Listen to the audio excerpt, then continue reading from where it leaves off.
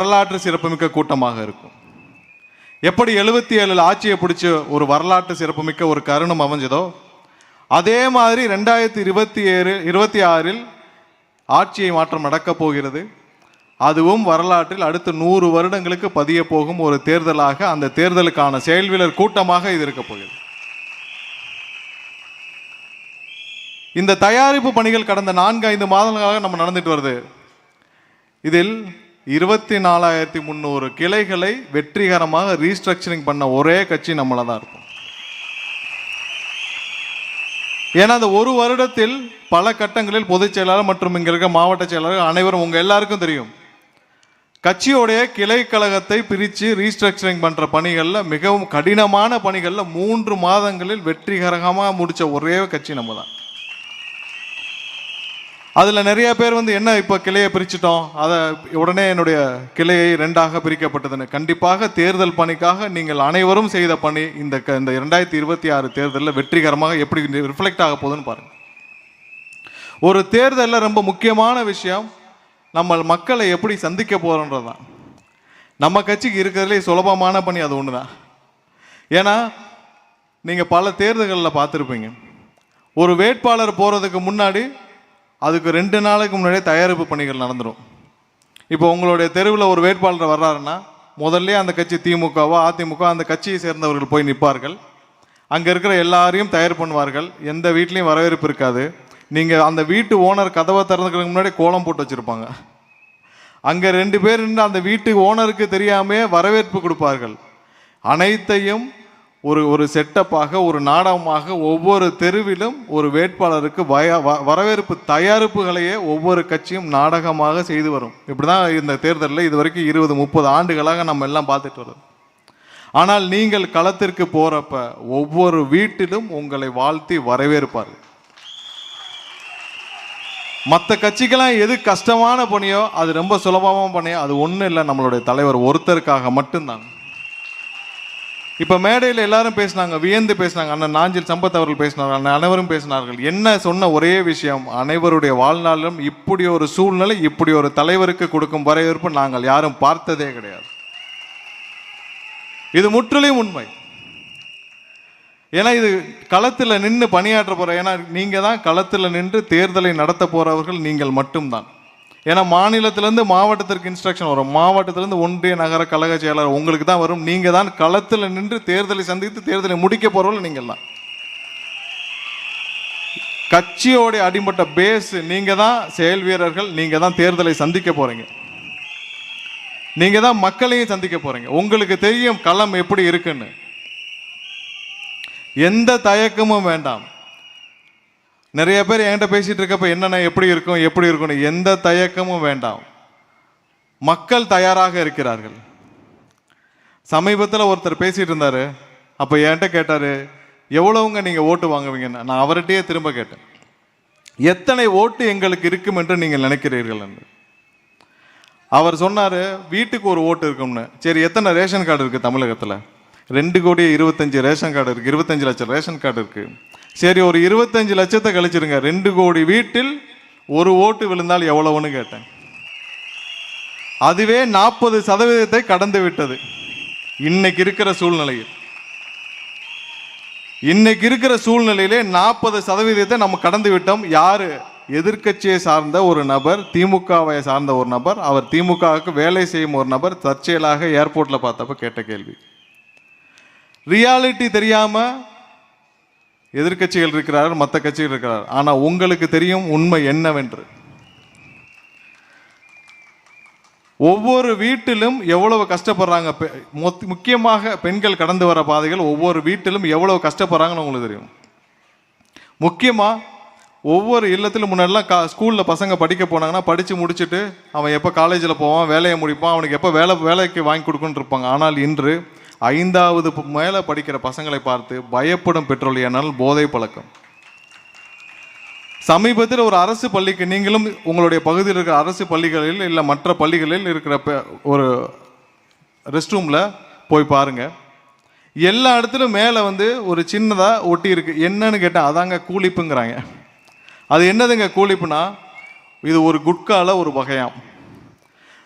திரு ஸ்டாலின் அவர்கள் எதிர்க்கட்சி தலைவராக இருந்த பொழுது இதே குட்காவை கொண்டு சட்டசபையில் போய் அப்போது பேசியவர் இந்த 5 வருடமா குட்காவை ஒரு நொடி கூட கட்டுப்படுத்தவில்லை.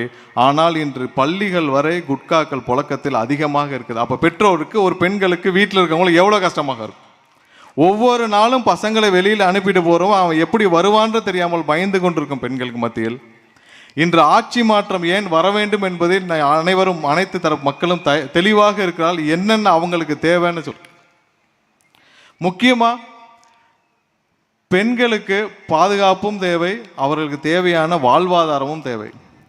எதனாலன்னா நடுத்தர வர்க்க ஏழை எளிய பெண்களுக்கு மிகப்பெரிய அளவில் வாழ்வாதாரங்களை கொடுத்துட்டு இருந்தது அரசு நிறுவனங்களில் கேட்கும் வேலைகள் தான்.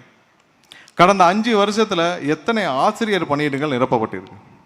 இவர்கள் வர்றப்ப 20,000 ஆசிரியர் பணியிடங்கள் காலியாக இருந்துச்சு. இப்போ வரைக்கும் எதுவுமே நிரப்பலை. இப்போ கடைசியாக 2,000 பேர்கிட்ட வேலை வாய்ப்புகள் கொடுத்துக்கப்பட்டிருக்கு.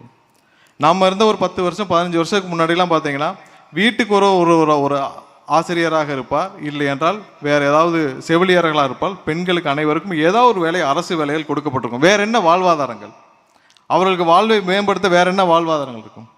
ஒன்றுமில்லை. சுகாதார பணியாளர்கள் சென்னையில் கிட்டத்தட்ட 1000கணக்கானோர் அவங்களுடைய குடும்பத்தை காப்பாற்றிய சுகாதார பணியாளர்கள். அந்த பெண்களை எல்லாம் கிட்டத்தட்ட 15 வருஷம் 20 வருடம் அவர்களுடைய உழைப்பை மொத்தமாக உறிஞ்சிவிட்டு இன்று அவர்களை தூக்கி வெளியே அனுப்பி ஒரு தனியார் கம்பெனி கொடுத்துட்டாங்க. ஒன்றும் இல்லை, நீங்கள் வேஸ்ட் மேனேஜ்மெண்ட்டை தனியாருக்கு கொடுங்க. இங்கே இருக்கிற பணியாளர்கள் நம்ம பணியாளர்கள் தானே, அவங்க நமக்காக தானே 10-15 வருஷமாக வேலை பார்த்து அவங்களுடைய மொத்த உழைப்பையும் கொடுத்தார்கள். அவர்களை தூக்கி வெளியே போட வேண்டிய அவசியம் என்ன இருக்கு? வேஸ்ட் மேனேஜ்மெண்ட் நீங்கள் கொடுங்க. திடப்பொருளை நீங்கள் வேஸ்ட் மேனேஜ்மெண்ட்டை நீங்கள் பிரித்து மேனேஜ் பண்ணுறதுக்கு தனியாருக்கு கொடுங்க. நீங்கள் ஏன் வேலை பார்த்த வேலையாட்களை வெளியே கொடுங்க? அப்போ அவங்க ஒரு தனியார் கம்பெனி வந்தால் அவர் என்ன செய்வார்கள்? அவர்கள் வேலை மாநிலத்திலேருந்து வேறு இடத்துலேருந்து ஒரு சீப்பான லேபரை கொண்டு வந்து கம்மியான செலவுக்கு கம்மியான ஒரு வேலை வாய்ப்புக்கு கொண்டு வந்து இங்கே இருக்கிற பணியாளர் ரீப்ளேஸ் பண்ணுவாங்க. இதுதான் நீங்கள் கொண்டு வந்து கொடுக்க வேண்டிய முதலீடுகளா? வெளிநாட்டிலேருந்து லட்சக்கணக்கான கோடி முதலீடுன்னு சொல்லி ஒரு வேலைவாய்ப்பும் கொடுக்கவில்லை. இங்கே சாதாரணமாக மக்களுக்கு கொடுத்துட்டு இருந்த எந்த வேலைவாய்ப்புகளும் கொடுக்கவும் இல்லை. நம்மகிட்ட பொதுவாக நீங்கள் எல்லாம் கலத்துட்டு போகிறப்ப நீங்கள் பொதுவாக நம்மகிட்ட எல்லாம் பேசுகிறது எந்த விதத்திலும் நீங்கள் எதுலேயும் இந்த உங்கள் கட்சியில் நீங்கள் எப்படி சீனியர்ஸை வச்சு எப்படி மேனேஜ் பண்ண போகிறீங்க, எப்படி சீனியர்ஸ் இல்லையே நீங்கள் என்ன பண்ண போகிறீங்கன்னு நண்பர்களே நீங்கள் எதுக்கும் கவலையே பட வேண்டாம். நம்ம கட்சியில் நீங்கள் எல்லாம் பொதுமக்களை சந்திக்கும் பொழுது ஒரே ஒரு உதாரணம் சொல்லிக்கொள்கிறோம். இன்னைக்கு இருக்கிற திமுகவில் ஒரு பெரிய சீனியர்னு யாராவது சொன்னீங்கன்னா ஒருத்தரை சொல்லிக்கலாம். திரு கே நேரு இருக்கிறாரு. அவருடைய 89லேருந்து அவர் எம்எல்ஏவாக இருக்காருன்னு நினைக்கிறேன். 81லேருந்து 5 தடவை எம்எல்ஏ 4 முறை தோற்றிருக்கிறார். மொத்தம் 9 தேர்தலை சந்திருக்கிறார். அந்த 9 தேர்தலை சந்தித்த ஒரு கே நேரு அவருடைய அனுபவம் பார்த்தீங்கன்னா கிட்டத்தட்ட 30 வருடத்துக்கு மேலே 35 வருட அரசியல் அனுபவம். அவர் சட்டமன்ற உறுப்பினராகவும் இருக்கிறார். அவ்வளோ பெரிய சீனியர் அவருடைய மொத்த அனுபவத்தையும் எதில் பயன்படுத்தினார் என்றால் மக்கள் நலனிலாம் இல்லை. அவருடைய மொத்த குடும்ப சொத்தையும் வளர்த்திருக்கிறார். அடுத்து இப்போ இந்த 3 மாதமா 4 மாதம் இடியிலேருந்து 3 லெட்டர் வருதுன்னு நீங்கள் பத்திரிகையெல்லாம் பார்த்துருப்பீங்க. ஏதாவது ஒரு சீனியர் இன்னைக்கு இருக்கிற தமிழக அமைச்சர்களாக இருக்கிறவங்களும் சரி மற்றவங்களும் சரி யாராவது ஒருத்தர் மக்கள் நலனை மற்றும் அவங்களுடைய அனுபவத்தை மக்கள் நலனுக்காக செலவு பண்ண ஒருத்தரை சொல்லுங்கள். நீங்கள் களத்திற்கு போகிறப்ப நீங்கள் ஃபேஸ் பண்ணுற முக்கியமான கொஸ்டின் இதாக இருக்கும். மக்களுக்கு தெளிவாக தெரியும் யார் வந்தால் நல்லாட்சி கொடுக்க வேண்டும் என்று மக்களுக்கு தெளிவாக தெரியும். நீங்கள் எந்த விதத்திலும் இதை பற்றி ஒரு நொடி கூட யோசிக்கவே வேண்டாம். நம்ம கிட்ட இருக்கிற ஒரே ஒரு பெரிய விஷயம் என்னன்னா, நம்ம எல்லாருக்கும் இது முதல் தேர்தல். இந்த முதல் தேர்தல் முத்தான தேர்தலாக இருக்கும். ஒரு நல்லவர் அரசியலுக்கு வர வேண்டும் என்பது நம்ம எல்லாருக்கும் ஒரு பொதுமக்கள் அனைவருக்கும் இந்த ஒரு 30 ஆண்டுகளாக எல்லாருக்கும் ஒரு தேவையான ஒன்றாக இருக்கிறது. கரூர் சம்பவத்தை எப்போ நம்மளுடைய தலைவர் தவித்த தவிப்பு நாங்கள் யாரும் அதை மறக்கவே முடியாது. ஒரு நல்லவர் அரசியலுக்கு வந்திருக்கிறார், ஒரு நல்லவர் கட்சியை ஆரம்பித்திருக்கிறார். அந்த நல்லவரை மக்கள் ஏற்றுக்கொண்டு விட்டார்கள். இந்த 26 தேர்தல் மட்டும்தான் காத்திருக்கிறது. நான் இப்போ சொன்ன மாதிரி 40% இல்லை, அதற்கு மேலும் நமக்கு வாக்குகள் அதிகமாக வரும். இந்த 2026 ஒரு அரசு இது இந்தியாவிற்கு ஒரு முன்னுதாரணமான ஒரு அரசாக அமையும். இந்தியாவிற்கே முன்னுதாரணமான ஒரு அரசாக அமையும். யாரை எந்த துறையில் உட்கார வைத்தால், எந்த துறையில் யார் அமைச்சராக இருந்தால் அந்த மக்களுக்கு அந்த துறைக்கு நல்லது செய்வார் என்பதை தலைவர் தேர்ந்தெடுப்பார். ஒவ்வொரு நாளும் எங்களை எப்படி மானிட்டர் பண்ணிட்டு இருக்கிறாரோ அதே மாதிரி ஒவ்வொரு துறையும் மானிட்டர் பண்ணுவார். 2026 மாற்றத்திற்கு மக்கள் தயாராகி விட்டார்கள். தைரியமாக போய் வேலை செய்யுங்க. 2026 நம்மளான ஆட்சி. இந்த விசில் இப்போ இல்லை, கடைசி வரைக்கும் பறக்கும். வாழ்த்துக்கள். அனைவருக்கும் நன்றி தெரிவித்து வாய்ப்புக்கு நன்றி கூறி விடைபெறுகிறேன். நன்றி, வணக்கம்.